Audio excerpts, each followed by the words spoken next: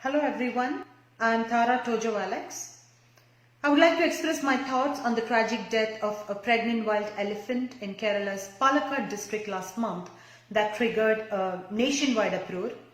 Animal rights activists, celebrities, politicians and other citizens have raised their concern over the treatment meted out to animals in the state of Kerala. The pregnant elephant died in the Palakkad district after she reportedly consumed a fruit that was stuffed with firecrackers. The resulting blast injured her mouth so grievously that she could not eat thereafter. To relieve her pain and burning sensation and agony, she entered a river and stood in the water with her mouth open, but unfortunately she succumbed to her injuries after a very long and painful struggle. Since then, the tragedy has hogged national headlines and social media has seen an outpour of grief and anger. But this buzz has also fueled a misinformation, or rather a disinformation campaign that propels communal politics. Initially, several media reports said that the elephant died in Kerala's Malappuram district.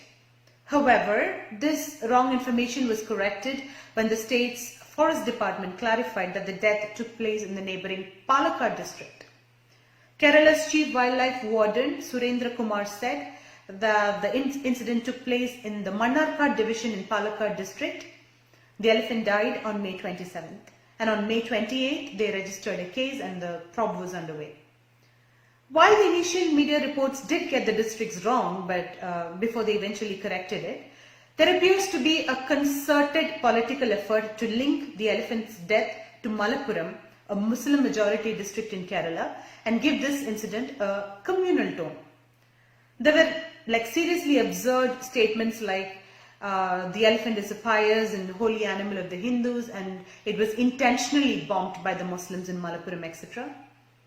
The senior BJP leader and the former Union Minister Maneka Gandhi, in an interview to news agency ANI, said that Malappuram is the worst and the most violent district in India. She alleged that women and animals are routinely killed in the district and that this is a hub of communal conflicts. Quoting her own words, she says that, look at the crime rate in Malappuram. Communal conflicts are highest there. Malappuram is perhaps the most disturbed district in the country. Every day there is some incident or the other there. They've killed so many women and they create Hindu-Muslim tensions, chop off people's arms. The situation in Malappuram is very scary. It seems as if Kerala government is scared of Malappuram because it does not take any action. The weakest people in the administration are sent to Malappuram. This is her own words, Maneka Gandhi's words. She adds that Malappuram is known for its intense criminal activity, especially in the areas regards to animals. No action has ever been taken against a single poacher or wildlife killer, and so they keep doing it. Unquote. Another senior BJP leader joined the disinformation campaign and linked the elephant's death again to Malappuram. Union Environment and Forest Wildlife Minister Prakash Javadekar tweeted, his tweet goes like this: Central government has taken very serious note of the killing of the elephant in Malappuram district of Kerala. The social media is flooded with posts and comments that seek to fuel this communal narrative triggered following the poor elephant's death. From being a case of cruelty against animals, the incident has ballooned into a Hindu-Muslim issue with people of Malappuram being demonized. However, the facts speak differently. A district-wide analysis of the latest report of the National Crime Records Bureau, NCRB, titled The Crime in India 2018, prepared by the Union Home Ministry, militates against Maneka's claims. Contrary to her assertion that Malappuram is India's most disturbed district, the analysis of the NCRB data shows that the district does not feature even among the top 300 districts for crimes like murder or attempt to murder or dowry-related death or theft or attempt to rape, extortion, abduction or even kidnapping. Anyway, now a case has been filed against Maneka Gandhi in Malappuram.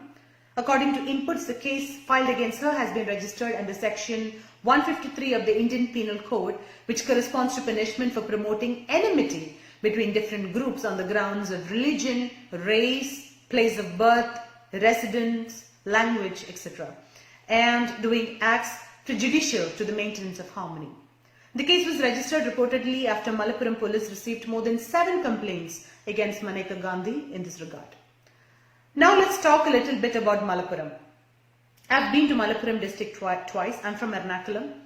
I live in Canada. The first time I went there was when I did a solitary drive from Ernakulam to Wayanad. I took a foodie break in Malappuram. The second time was when I returned to Canada last year. I took my flight from Karipur airport, which is also in Malappuram. I have a lot of friends from Malappuram, and I believe they are people who love unconditionally, irrespective of caste, creed, or even religion. They are prudent to accept the good and reject the evil. This, I believe, is the manifesto of Malappuram. People who have studied the history of Indian independence cannot overlook the mighty contribution of the great freedom fighters who originated from Malappuram.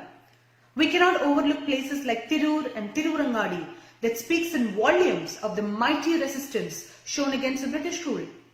Mamburam Saidalavi Thangal, who was exiled due to his fight for justice against the British, and he also extended stiff resistance against the caste system and Dalit oppression.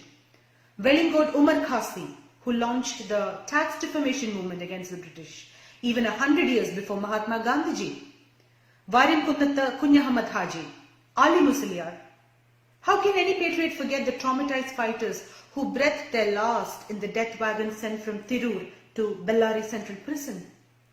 The soil of Malappuram is a center of secular culture since centuries. During the 1921 riots, the British captured all the Muslim men and orphaned their Muslim families. It was then Sri T.S. Warrior from Kottakil who provided shelter and protection to all those Muslim families. He is an excellent example of the great secular tradition of Malappuram.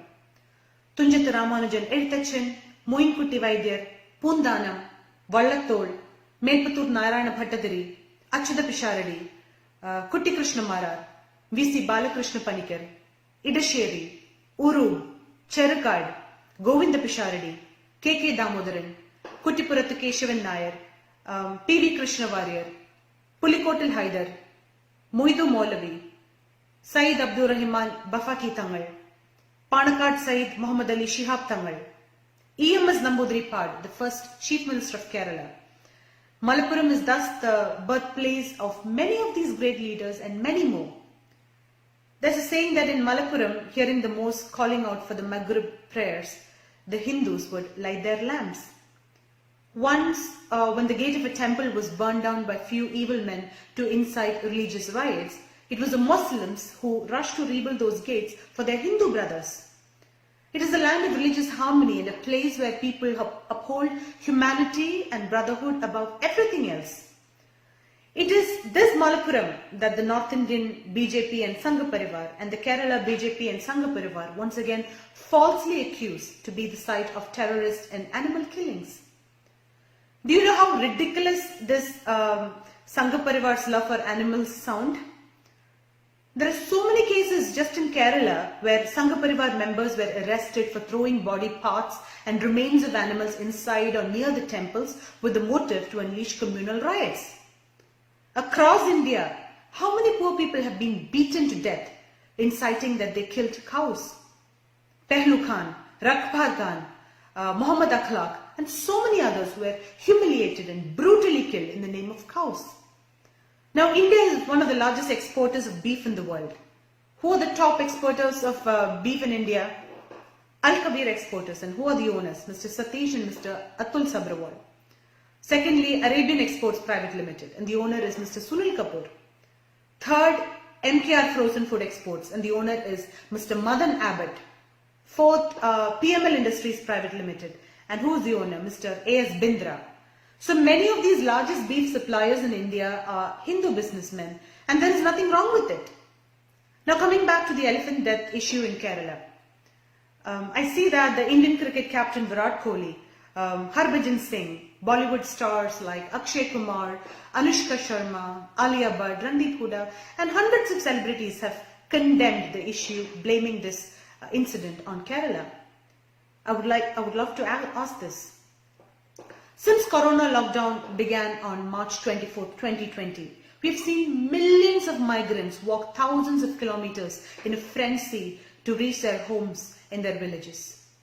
Every day we see defining images of India's migrant workers with bags perched on their heads and children in their arms, walking down highways in a desperate attempt to return to their villages hundreds of miles away, hungry and thirsty. We have seen them eat dead animals, dead dogs and other creatures on their way. We have seen our fellow humans die on the roads and railway platforms. Then, where were these BJP mourners and so-called celebrities? We saw heart-wrenching images of a child who was seen trying to wake up his dead mother as she lies in a platform in Muzaffarpur station. She died of hunger and heat and dehydration. Where were these people then? Did they raise a tiny finger against this? Where were these people when 16 migrant labourers were crushed to death by a goods train in Maharashtra after they fell asleep on the tracks? Why were they silent? Where were they when people are still being killed in the daylight based on caste and creed and religion and dress in India? The country's most important problems like the GDP fail, the industrial collapse, corruption, illiteracy, education system fail, basic sanitation, healthcare system, poverty, pollution, women's safety. Have they all protested on any of these issues? Pregnant Jamia Millia student Sapura Sarkar denied bail for the third time. As Sapura Sarkar's bail hearing failed, she completes 5 months of pregnancy. Sapura's pregnancies does make her more vulnerable to COVID-19 and raises questions on the state's apathy in putting her and her child's life at risk. This is the reality of Narendra Modi's BJP government arbitrarily silencing dissenting voices through repressive laws such as the UAPA. More often than not, Muslims are at the receiving end of the BJP government's wrath. But the media and these celebrities, they do not raise a finger. Millions of Indian expatriates are struggling to come back to India from various countries. This includes old people, pregnant women, children, workers, labourers. Did they ever speak a single sentence on their behalf? No. These guys will never do that because they are blind, mute and deaf to all these issues. Shame on these people. At a time when even a pandemic like COVID-19 is shown by the BJP government and Sanghaparivar from the prism of religion, it's hardly surprising that even the tragic death of a pregnant elephant in Kerala has been given a communal colour. But what I would like to tell the Sanghaparivar and their celebrity bandwagon is this. Please don't think that this communal card will go a long way on this Indian soil. As long as there are democratic secular citizens, India will unite irrespective of caste, colour, creed, religion and any other differences. The truth will prevail. We will resist Sanghaparivar and we will block their terrorism and fascism by upholding our democracy and secularism. We extend our love and solidarity to Malappuram. We love you guys. Jai Hind.